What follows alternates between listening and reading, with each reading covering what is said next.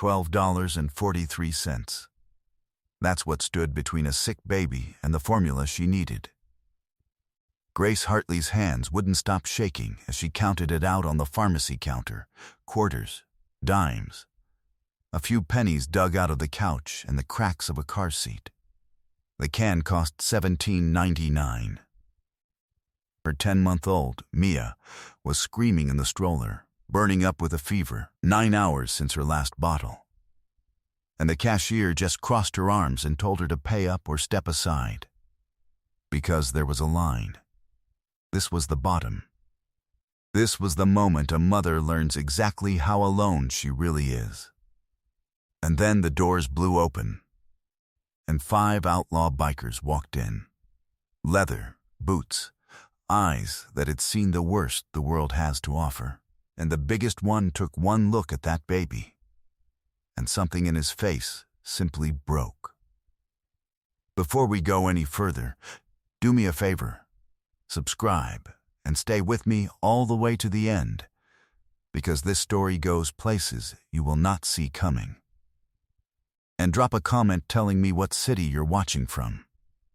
I genuinely want to see how far this one travels. Grace counted the coins a third time, as if the total might change out of pity. It didn't. 12.43. Mia's cry ricocheted off the tile and hit her like a fist. 103 degrees of fever and no bottle since dawn, because Grace had run dry that morning and couldn't walk off her shift at the truck stop without forfeiting the whole day's pay. "Ma'am," the cashier said, not bothering to hide her contempt, "there are people waiting." Grace's voice came out as barely a whisper. She was short. $5 and change short. And the cashier announced it loud. Loud enough for the impatient man in the suit behind her. Loud enough for the woman with the full cart to shake her head. Loud enough for the whole store to understand that Grace Hartley couldn't afford to feed her own child. She hated the word forming in her mouth. She'd sworn after Nathan she would never beg again. But her daughter was sick and starving, and pride doesn't fill a bottle. "Please," she said. "She's got a fever." "I get paid tomorrow, I swear. I'll bring the rest." The cashier asked if she looked like a bank and told her to pay in full or move. The man checked his watch. The woman muttered something about welfare mothers, and Grace stood there, broke and breaking, reaching to put the can back and walk out empty-handed to figure out something, anything, the way she always did. That's when the doors slammed open. 5 men in leather, patches across their backs reading Iron Wolves, moving like the air itself made room for them. The cashier went pale. The businessman suddenly remembered somewhere else he had to be, and bolted. The woman clutched her purse and fled, her complaints dying in her throat. And Grace pulled the stroller tight against her legs, because in foster care she'd learned to read danger early, and 3 years with Nathan had taught her what happened when powerful men noticed you. Don't look at them. Don't make eye contact. Just get out. Leave it. The voice came from above her. Deep, gravel and smoke. And underneath it, something that sounded almost like pain. Grace looked up at a man who had to be 6'4", shoulders blocking the lights, a gray-streaked beard, hands like dinner plates covered in old scars. His jacket read Vice President. But it was his eyes that stopped her cold, because they weren't threatening. They were wet. And they were locked on Mia like he was staring at a ghost.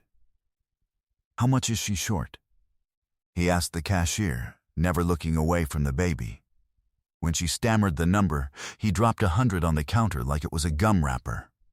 "Ring up everything she's got. Add the fever medicine, the good kind, not the generic. And a pack of size 3 diapers." Grace couldn't breathe. "I can't let you do this. Already doing it," he said. He told her his name was Victor Hawk, if she wanted to be formal. Then he asked how old Mia was, and when she said 10 months, something crossed his face, a wound that had never scarred over. "She's beautiful," he said, and his voice cracked on the word. "Looks just like." He stopped himself, cleared his throat, looked away for the first time. He told the cashier to bag it up and throw in some crackers and juice from aisle 3. Then he turned back and asked Grace when she'd last eaten. She said she was fine. He said that wasn't what he asked. She was shaking, pale, her lips cracked from dehydration. She couldn't remember. Maybe yesterday.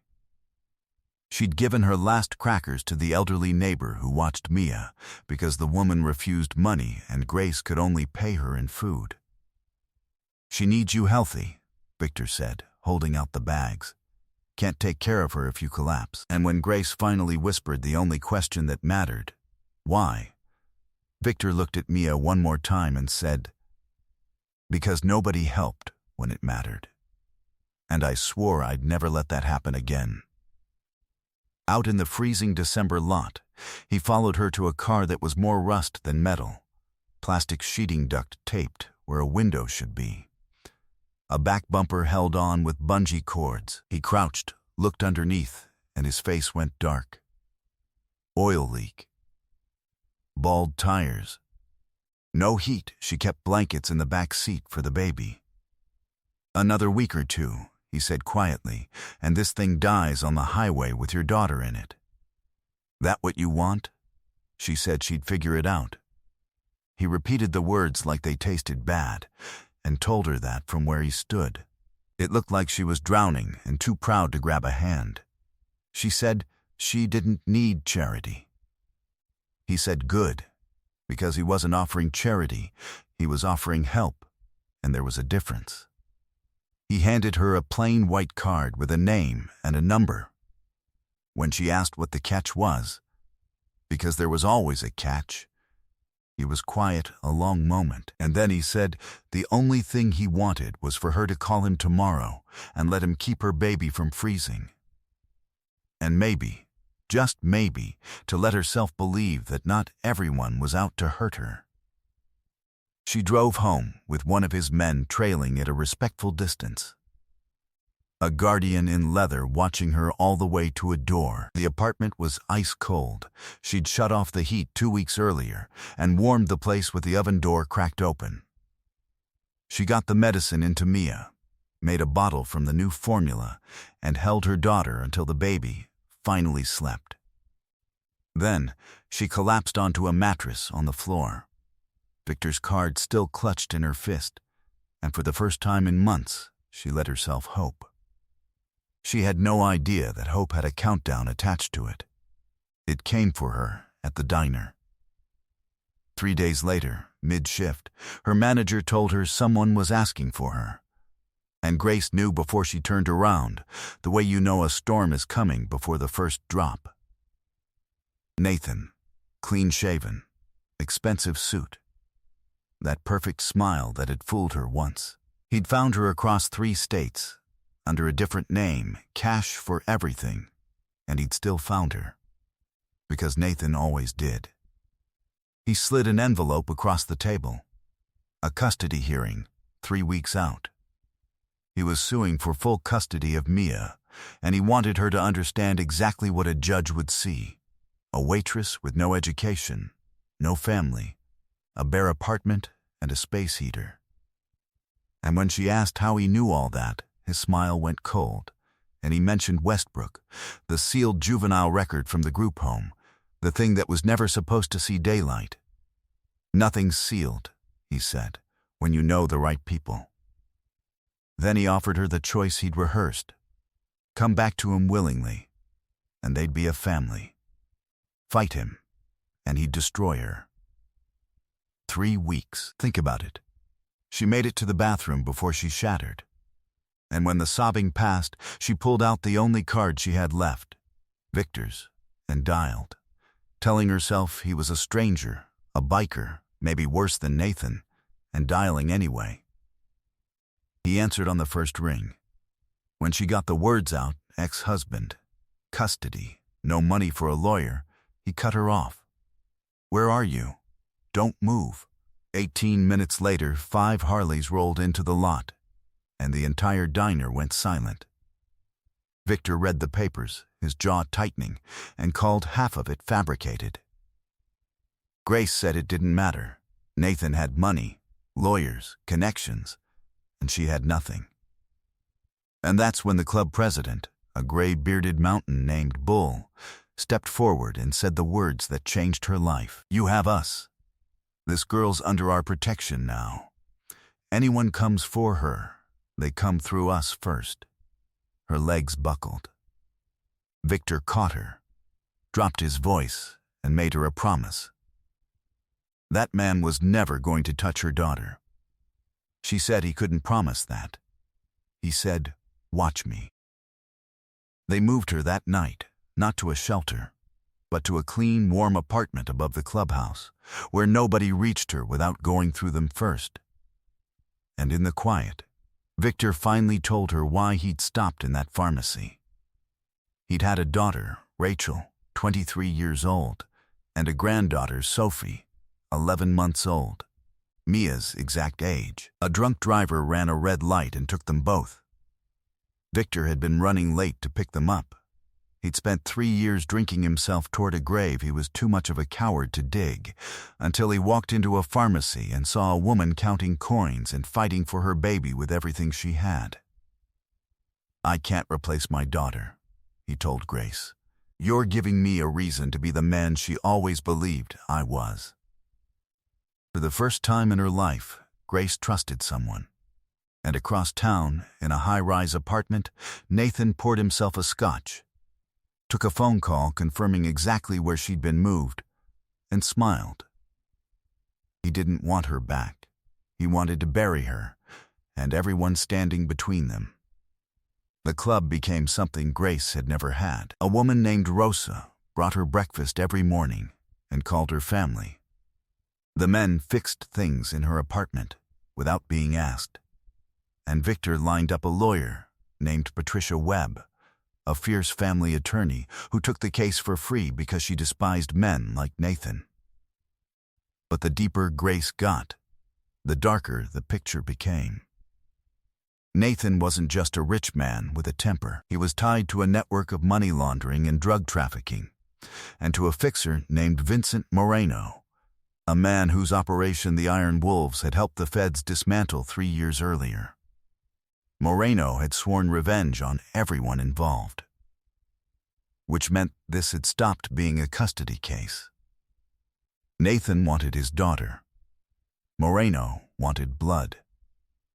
And Grace was standing in the crossfire between both. Then came the reinforcements Grace never expected. Victor called his ex-wife, Helen, Rachel's mother, who arrived carrying a grief that matched his own, and a folder that changed everything. For years, obsessed with men like the one who destroyed her daughter, Helen had been quietly feeding information to a federal prosecutor named Rebecca Torres, who'd been building a case against Nathan's network for 18 months. She was close to an indictment. She was missing only one thing: a witness who'd lived inside Nathan's world. And Grace, it turned out, was that witness. Because once, in the basement of the house she'd fled, she'd glimpsed a locked room full of files and phones and equipment she never understood. A communications hub, Rebecca called it. Enough for a search warrant. Enough, if the timing was perfect, to bring Nathan down in the middle of his own custody hearing. But Nathan was fighting dirty too. He got the hearing moved up. He produced a recording of Grace and Victor talking, spun to look like a criminal conspiracy. And worst of all, he got to Grace's sweet elderly neighbor, Mrs. Jenkins, leveraging her troubled grandson's debts to force an 83-year-old woman into signing a sworn statement full of lies. The morning of the hearing, the whole club showed up in suits, filling the gallery like a congregation. Nathan sat at the plaintiff's table wearing that perfect smile. And then, It began. His lawyer painted Grace as unstable, a woman who'd fled with a child and moved in with dangerous criminals. He put frail Mrs. Jenkins on the stand, and she tearfully repeated the lie she'd been forced to tell, that she'd found Mia alone, that Grace came home smelling of alcohol. But when Patricia rose to cross-examine, she asked gently whether Grace had ever hurt the baby, ever neglected her. And the old woman's answer was no, every time. And then Patricia asked if there was anything else she wanted to say, and Mrs. Jenkins broke, looking straight at Nathan with terror in her eyes, whispering that they'd threatened to hurt her grandson if she talked. The courtroom erupted, but Nathan's lawyer smoothly excused her, and the damage lingered in the air. Then Nathan himself took the stand and lied with the ease of a man who'd never faced a consequence. He'd loved Grace. He'd never touched her. She'd left without explanation. And when Patricia rose, she didn't argue. She produced a photograph. Grace at 23, taken at a hospital, swollen face, black eye, split lip, bruises ringing her throat. The gallery gasped. Nathan claimed it was a car accident. Patricia proved there was no accident, no police report, no insurance claim, no vehicle damage, and then produced photographs from a crime scene cleanup company Nathan himself had hired. Blood on the carpet, a hole punched in the wall. His composure finally cracked. And as Patricia asked him, point blank, whether he'd hired Vincent Moreno, the courtroom doors slammed open and 6 federal agents poured in, weapons drawn, and arrested Nathan Calloway for trafficking, money laundering, and conspiracy to commit murder. The raid on his property, timed to the minute, had found everything. Grace should have been celebrating. But as the agents cuffed Nathan, they turned toward the gallery and arrested Victor and Bull too. Obstruction, conspiracy, and before she could reach him, Victor caught her eyes across the chaos and mouthed 3 words. Take care of Mia. Then he was gone. And it got worse. Outside the courtroom, a social worker was waiting because Grace was now, on paper, a homeless woman whose home had just become a crime scene and whose protectors were in federal custody. Protocol required emergency placement, and right there in the hallway, they pulled screaming Mia out of her mother's arms, the baby's fists reaching, the word "mama" echoing off the marble, while Grace collapsed to the floor and clawed at the stone and lost the only thing she had left. For 3 days, she didn't sleep or eat. She heard those screams every time she closed her eyes. But the family she doubted didn't scatter. They closed ranks. The obstruction charges against Victor and Bull fell apart because the evidence Victor gave the feds had been obtained legally, and the arrests were a formality to debrief them. They walked free that night, and when Victor found Grace, he made her a vow on his daughter's memory and his granddaughter's grave. They were going to bring Mia home. The reunification hearing came 4 days later, and everything hinged on the foster mother's testimony. Mrs. Delgado had cared for hundreds of children in 32 years, babies who'd truly been abused, kids who flinched at every touch. And when the state's attorney asked whether Mia needed continued protection, the old woman said no. She'd watched that baby cry for one word and one word only, over and over, "Mama," reaching for a mother who clearly loved her more than anything in the world. Mia wasn't traumatized by her mother, she said. She was traumatized by being taken from her, and if the court didn't send that child home today, it would do more harm than any motorcycle club ever could. Then, Grace herself took the stand and told the truth about the double shifts, the fevers she'd stayed up through, the hell she'd escaped, and the family she'd chosen not by blood, but by choice. And Judge Coleman, who'd let Mia be taken in the first place, removed her glasses and apologized. She'd let a reputation cloud her judgment, and reputations weren't always true. She ordered Mia returned to her mother immediately, and dismissed the case. They brought Mia to the courthouse steps 2 hours later. The baby was too quiet, her head turned away, until she saw Grace, and whispered "Mama" like a prayer, and reached out, with both arms straining. Grace ran. She took her daughter and held her so tight she was afraid she'd break her, both of them sobbing, and she promised she was never letting go again. Nathan got 3 consecutive life sentences and would never see daylight.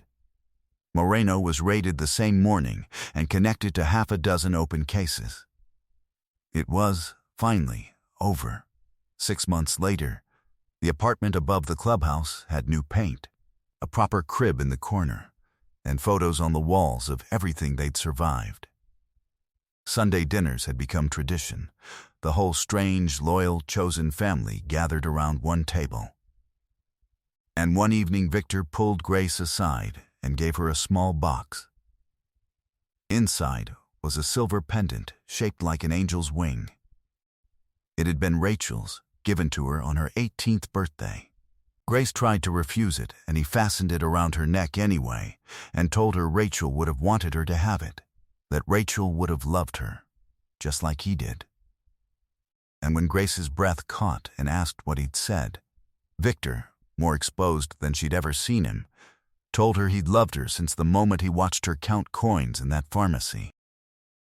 She kissed him before he could finish, and told him she loved him too, him and their weird, broken, beautiful family, and the whole impossible life they'd built out of the rubble of their grief. That night she stood at the window with his arms around her and thought about how she'd walked into a pharmacy with $12.43 and walked out with something no money could buy. A father figure who found his redemption in protecting her, a community that opened its heart without hesitation, and a love that had grown from the most unlikely soil. She touched the angel wing at her throat and said one word: family, and Victor said it back, and meant it, because family doesn't walk away. So here's what I want you to sit with. Grace didn't survive because the system saved her. The system nearly destroyed her. She survived because one grieving man chose to stop and help a stranger, and because she found the courage to let herself be helped in return. That's the whole thing. The people the world writes off as dangerous turned out to be the only ones who showed up. If this story moved you, if you believe that loyalty and grace can walk in from the very last place you'd ever look for them, do me a favor and smash that like button. It really does help this channel more than you know. Share it with someone who needs the reminder that they're not as alone as they feel. And subscribe, so you never miss the next story from the edge of the road. Tell me down in the comments, would you have had the courage to stop in that pharmacy? Thanks for watching. I'll see you in the next one.